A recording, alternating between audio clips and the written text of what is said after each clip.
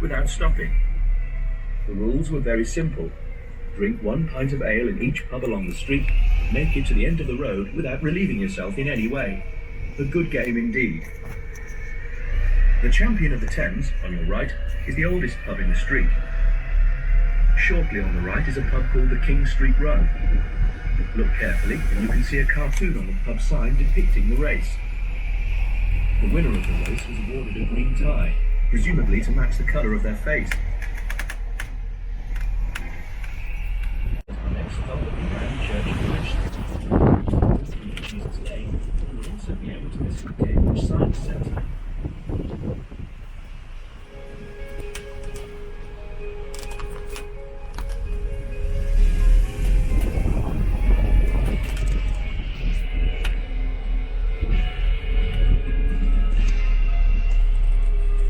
On our left is Magdalen College, founded in 1542. It is named after Thomas, Lord Audley of Saffron Walden, and is pronounced Magdalen, although it is spelt Magdalene. Former students here include Charles Kingsley, author of The Water Babies, and Samuel Pepys, the famous diarist.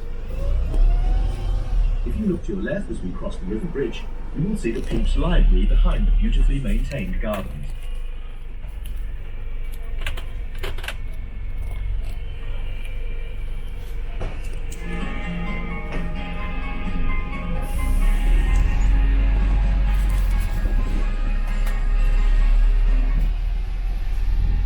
To our right is St John's College, founded in 1511 by Lady Margaret Beaufort, the grandmother of Henry VIII. Sir George Gilbert Scott designed the college chapel with its lovely square tower in 1869. The college is frequently open to visitors for a small fee. Prince William, Duke of Cambridge, studied a course on agricultural management here, plus pub in the race. By the time the survivors reached the St Radegund, many of them were on their hands and knees, thus giving us the English expression, pub crawl. The race has been made a little easier over the past few years, as the number of pubs remaining in the street has decreased over the years. The area of open space to our right is called Midsummer Column, which plays host to the annual Strawberry Fair, which is a mix of music, events and stalls.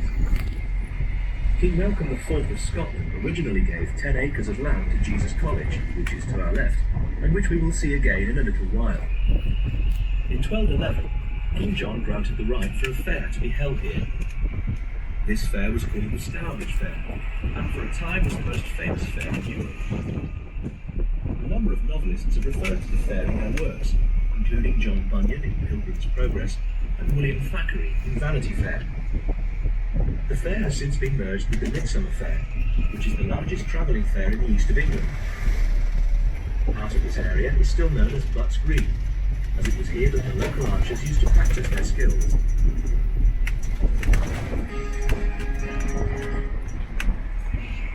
Through the trees on your right you can see the River Cam, and on the far bank are many of the city and college boathouses. Rowing is one of the most popular sports for students here in Cambridge. The first boat race against Oxford was held on the River Thames at Henley in 1829. Sadly, Oxford won that one. It is the oldest surviving church of its kind in the country, and was built around 1130 AD by knights returning from the Crusades. There are only 4 round churches left in this country, and they were built to represent the circle of life, death, and the resurrection.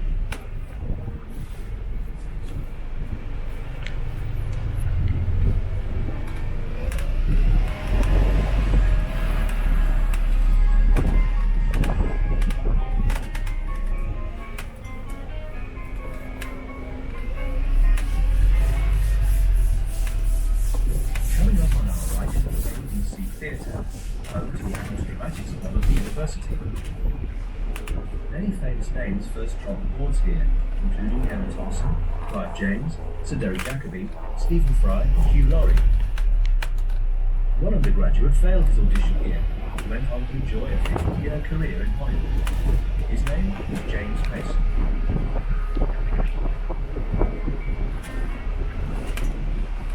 Over the high wall to the front and right of the bus are the buildings of Sydney Sussex College, founded in 1596 by Lady Frances Sidney, Countess of Sussex. Look to your left at the traffic lights, and you will see the long, narrow passageway known as the Chimney. This leads to the main entrance of Jesus College, which was founded by Bishop John Alcock of Ely in 1496. Immediately beyond the main entrance, you will see the college chapel. Part of it is the original nunnery chapel dating back to 1150. It is the oldest college chapel here in Cambridge. Next to it, the buildings house a library built to mark the 500th anniversary of the college in 1996. Prince Edward, the youngest son of the Queen, was a student here. This is our stop for Jesus College and Midsummer Column. Jesus College on the left is the longest name of any college in Cambridge.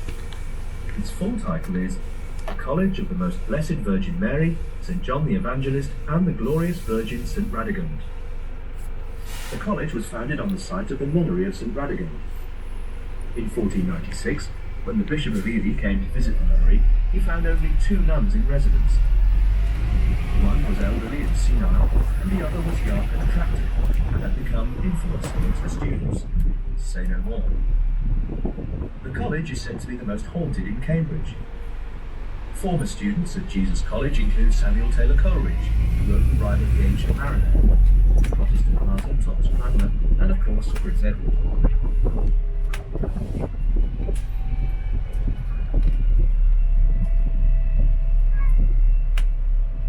We are travelling around the Four Lamps roundabout, so named because it was originally illuminated by 4 gas lamps in the centre of the island. The Wesley Methodist Church to the right was dedicated in 1913. We are now entering Short Street, which, as the name suggests, is the shortest street in Cambridge. The green area to your left is called New Square. Beyond that is the Grafton, one of the new shopping and leisure developments in the city.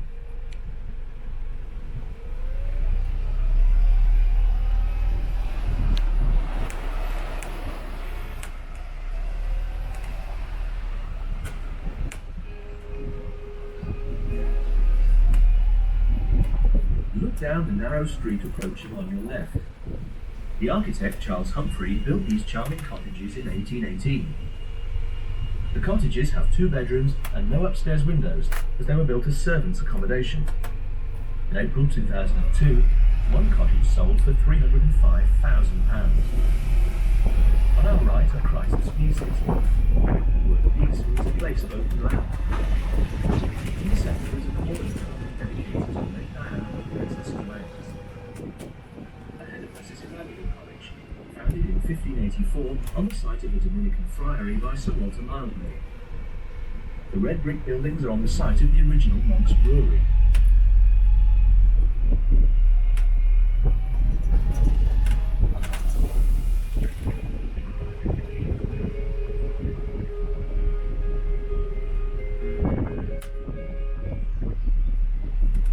On both sides of the road are the buildings of Emmanuel College. John Harvard was an undergraduate here. Harvard sailed to America on board the Mayflower, but died of consumption in 1638. He left half his estate and 320 books to found a college in Cambridge, Massachusetts, which later became world famous as Harvard University. Built in 1890. Most people make the mistake of thinking that this church is Cambridge's cathedral. King George VI granted Cambridge city status in 1951. Cambridge is now a city due to the university, but without the presence of a cathedral.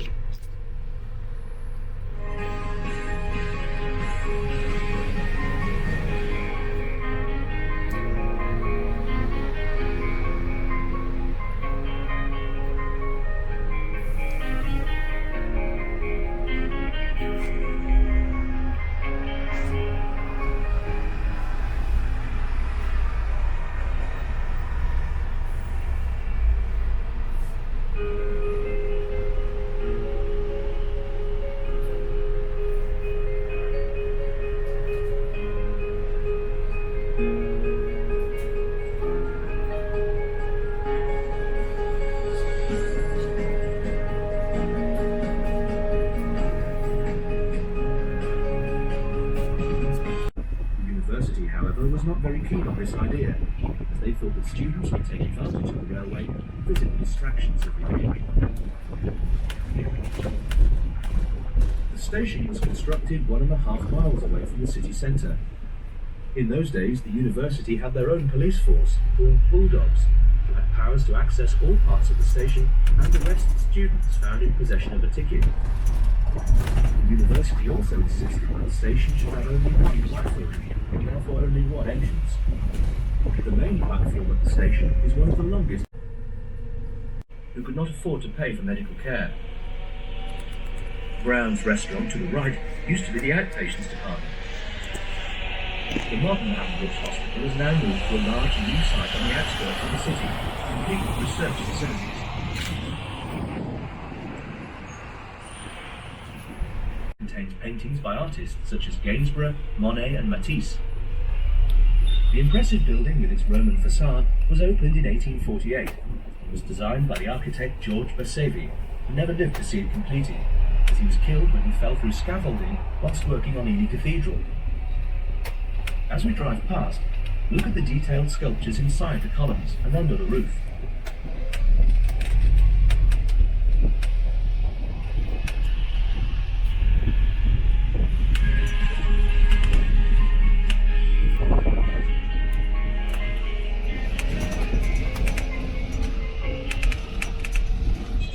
After we pass the museum, the college coming up on your left behind the iron railings is Peterhouse, founded in 1284. This is the oldest college in Cambridge and also one of the smallest. Famous alumni from Peterhouse include Frank Whittle, who invented the jet engine, Charles Babbage, the father of the modern computer, and more recently Sam Mendes, the film director. If you look to the right, you will see Pembroke College, founded in 1347. The college chapel with the cupola on top was designed by Sir Christopher Wren, and was his first completed commission. Sir Christopher was a professor of astronomy at Oxford. Perhaps his most famous work is St Paul's Cathedral in London. A former student here was Britain's youngest ever Prime Minister, William Pitt the Younger, who took office at the age of 24. On the corner to the right is the Church of St Botolph. He is one of the patron saints of travellers, and his churches are traditionally located near to Town Entrance Gate. On the corner of the tower you can see 2 sundials engraved into the stonework.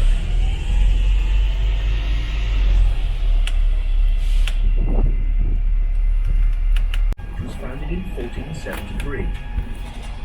St Catherine is the patron saint of scholars. Coming up on the right is Queen's College, founded by 2 queens, Margaret of Anjou, wife of King Henry VI, and Elizabeth Woodville, wife of King Edward IV.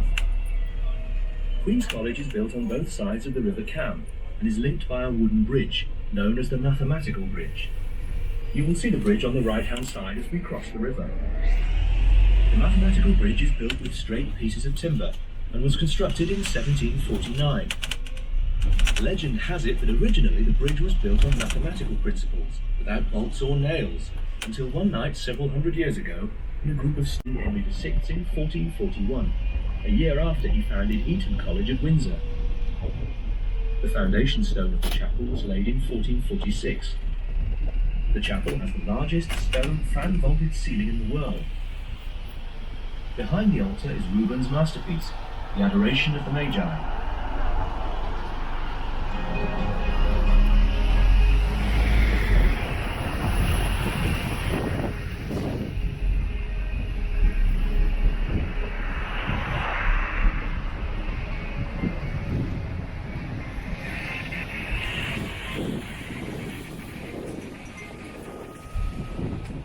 Although the view to the right is partially hidden by the trees, we will shortly be approaching the grounds of Trinity College.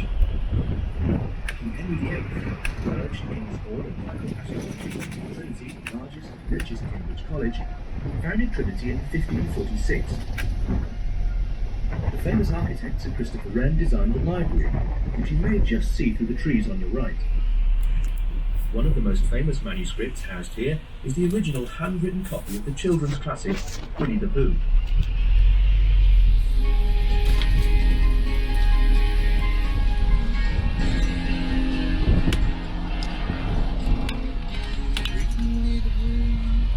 The garden belongs to the master of St John's College and is known as the Wilderness. The grass is only mown twice a year in order to let the spring bulbs develop.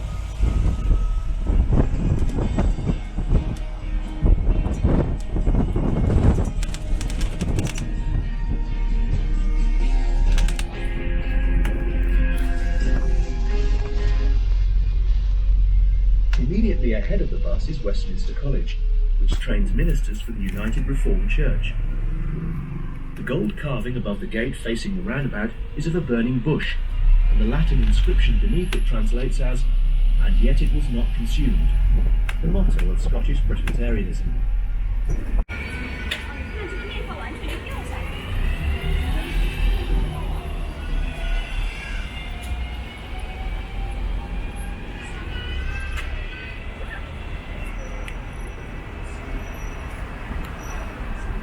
Drinks.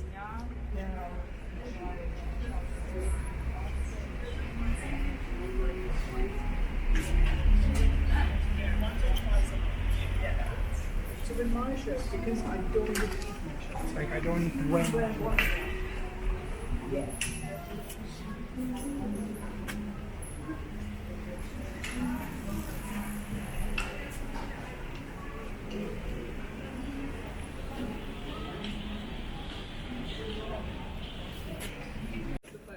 If your phone gets stolen.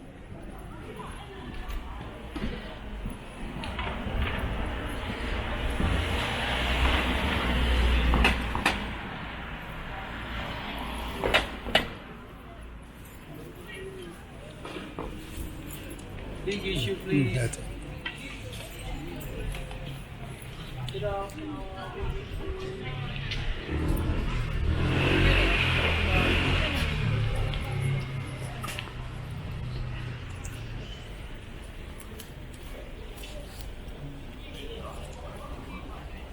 is where we started. The logo, yeah.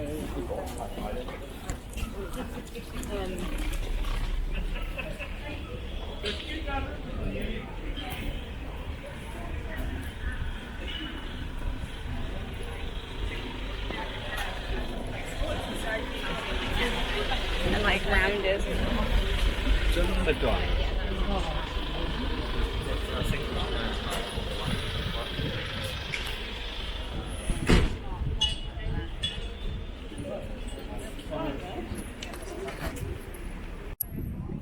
Should have done this one.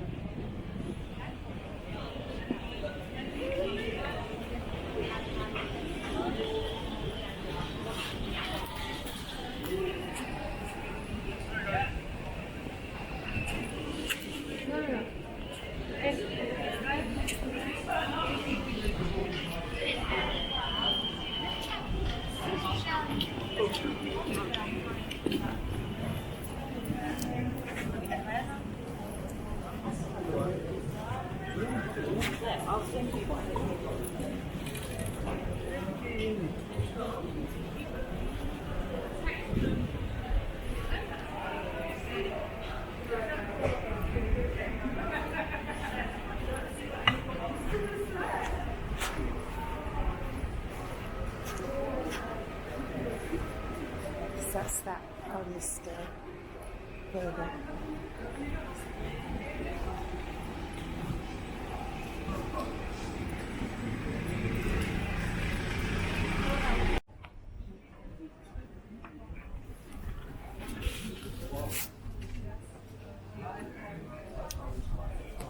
Lock the face.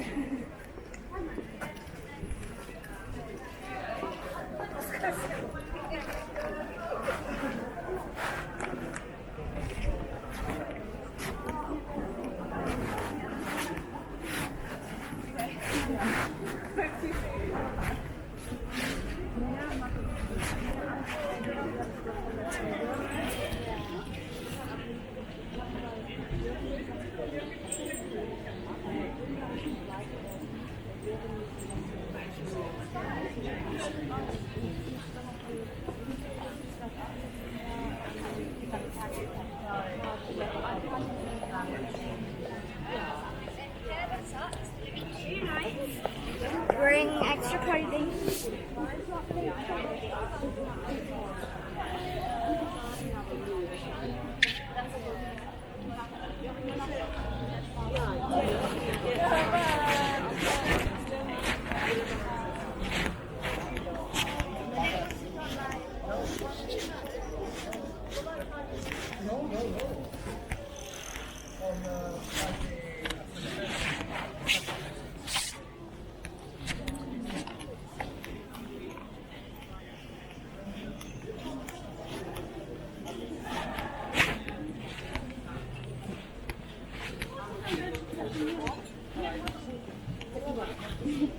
What is it?